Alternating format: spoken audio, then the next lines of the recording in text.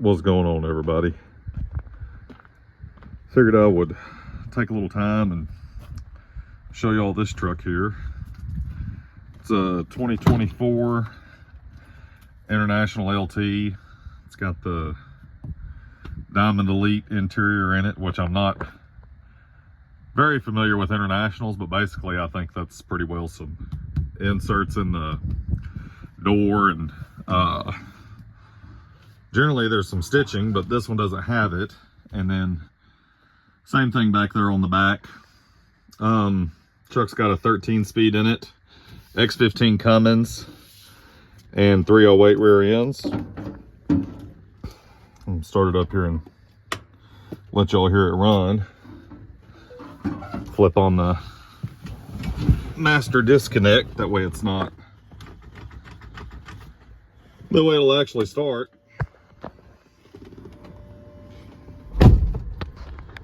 And Santa could use a little help. Okay, and you got to mash your clutch in here, just like your mom's Honda Civic from back in the day.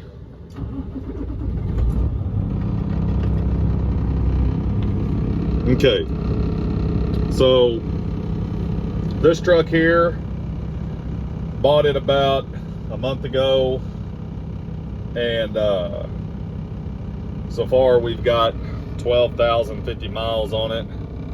Let's see if I can find the 7.1 on the trip, on the average. What about trip 2? 7.2 on trip 2. So trip 1 is the whole lifetime of the truck, and that's about what it's getting. It's not too far off. Uh-oh. ABS, why are we doing ABS? And it went away. How do I go back? I don't know. Shoot. I don't know where he likes to keep it. Whatever. Good enough. So we bought this truck about a month ago. Been on the road for about 3 weeks. And so far it's been a really good truck.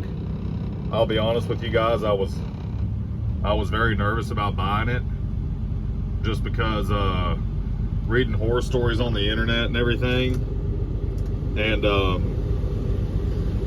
also the price point of these trucks is so much lower than the competition. So this truck out the gate was $176,000, which, you know, if you compare that to a 579 or a T680 or something, even a Cascadia, something comparable to this spec of truck, you know, aerodynamic, more of a fleet style truck, these are quite a bit cheaper. So I was really nervous about it because of how cheap they were, you know, how low the price was. But after getting it home, one thing that I never learned until I got it home was it has an all steel cab on it. And I don't know for a stone cold fact, but I would imagine that the all steel cab is probably quite a bit to do with the price difference. So that made me that kind of made me feel a little bit better about it. And then also I haven't, all the miles I put on this truck was from, we picked it up in Effingham, Illinois, and I drove it to here. So that's all the miles I've put on it. But anyways, truck's basically, I think the drivers put about 11,000 miles or 10,500 on it or so, and so far so good, no problems. It's got a refrigerator, little tray thingy-majig there. I think this guy right here pulls out, it's like a little desk or something. Then of course you got your curtains, your pull-out curtains, and this truck also has a battery-powered APU on it, which is those switches right there. So no idle cool, no idle heat, all that stuff. The driver says it works really well. He says it will not keep up in the, I think he parked in Barstow, California, and it was like 104 out in the daytime. He said it wouldn't keep up there, which International only advertises it as 0 to 100, but you know, 104 degrees in the Barstow sunshine in an asphalt parking lot, I mean, that's demanding on anything, really. So, you know, I'm not, of course, I wish it would keep up, but I'm not, you know, just distraught that it wouldn't keep up in those sorts of conditions. Another thing is this truck did not come with an auto start feature on it. If we look back there, there is no auto start button. I was unaware of that until I'd already sent the darn down payment in and got approved for financing, and the deal was done. They were just waiting on me to go pick up the truck. And well, that was silly nilly goose on my part. I should have paid a little more attention, but I didn't know that you could spec one with a battery APU without an auto start feature, but evidently you can, because, you know, here's the proof. It can be done. But it has not been an issue. I thought it would be a massive issue, but it's not been an issue at all. So we've been lucky as far as that goes. And all in all, I think this is a pretty good truck. My main concerns with it are, one, resale value I know is going to be pitiful, and two, I'm a little bit worried about driver retention and recruiting, you know, because I've read on the comments and the, you know, on Facebook or this or that, that these trucks aren't really that popular with drivers. Me personally, I like it.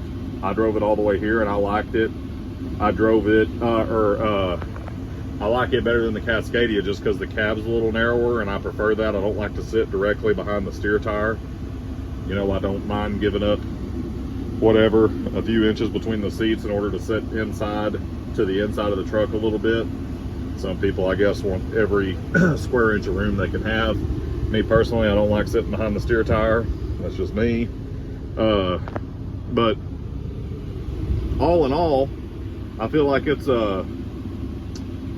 I mean, unless Kenworth and Peterbilt gets their stuff together, well, this is what we're going to be going to, because, I mean, we just can't pay $230,000 or $240,000 for a truck with freight rates where they are, so, and fuel where it is and all that kind of stuff. So it's either we run these trucks or we close the doors. So, you know, that's basically how it is. So we're probably going to be buying more of them if I was to guess. But anyways, I just wanted to come out here and kind of show you all around. 2024 International LT with a 500, 1850 Cummins, 13 speed and 308 rear ends. And pretty nice truck, if you don't mind my saying so. I like it. But anyways, here it is, guys. Thanks for watching, and we will, oh, another thing, fuses are right under there. I like that. Anyways, thanks for watching, and we will catch you guys around. See ya.